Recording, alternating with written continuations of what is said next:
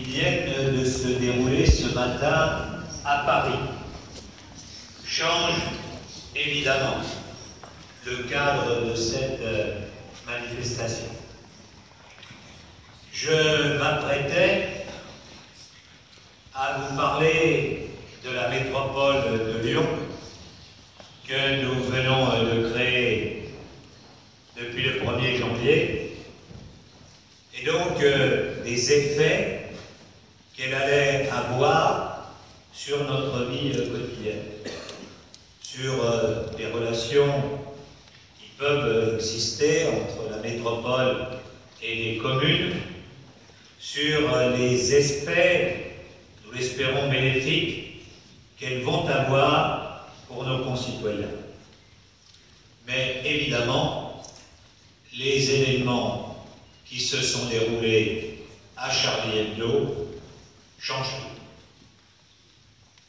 Nous voyons bien que nous sommes dans un monde particulièrement troublé, où les conflits se multiplient et se multiplient dans notre zone géographique. Les conflits qui se déroulent en Ukraine, qui se déroulent en Syrie, qui se déroulent en Irak, l'émergence de Daesh, les tensions toujours très fortes entre Israéliens et Palestiniens, la guerre au Mali et au Sahel, l'explosion de la Libye, tout cela crée évidemment un environnement qui ne prête pas à ce que nous ayons une société apaisée. On le voit bien aussi, ces conflits-là ont des conséquences sur nos sociétés européennes. Avec un afflux de réfugiés, de migrants, une espèce de montée parallèle de la xénophobie, de la haine et des discours de violence. Les discours de violence répondent à d'autres discours de violence. Et donc notre société devient une société où la sécurité n'est jamais assurée.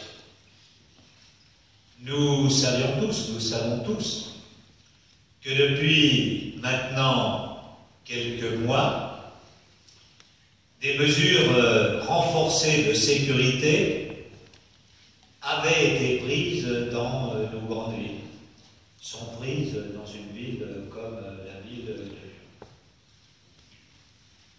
Et pour vous faire part de quelques inquiétudes personnelles, je me dis toujours, lorsque nous organisons des grands événements, qu'il peut y avoir à ce moment-là des faits dramatiques. Et je puis vous dire qu'avec nos services, avec les services de l'État, c'est quelque chose dont nous nous préoccupons extrêmement fortement. Alors ces événements à Paris visent un journal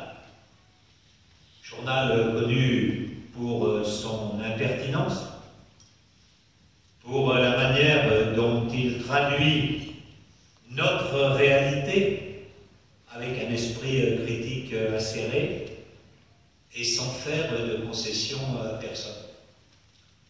Il reflète sans doute, plus que beaucoup encore, ce qu'est notre conception occidentale, européenne, de la liberté de la presse, de son droit à présenter les faits comme elle l'entend, avec son propre esprit, avec l'esprit critique, avec l'esprit d'impertinence. Évidemment, il est précieux, des fondamentales. Que nous puissions défendre cet état d'esprit-là contre tous les totalitarismes, contre ceux qui veulent imposer une vision et une seule vision du monde, leur vision à eux. Ce qui fait la richesse de notre civilisation,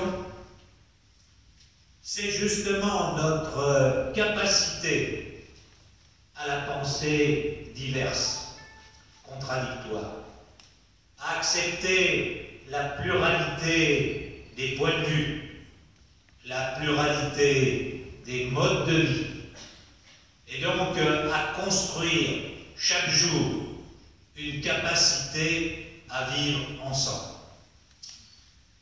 Mesdames et messieurs, je vous souhaite, malgré cela, de bons vœux. Je vous parlerai de la métropole dans d'autres circonstances, et je vous demanderai, avant que nous ne continuions cette réunion qui traditionnellement est d'amitié, de bien vouloir observer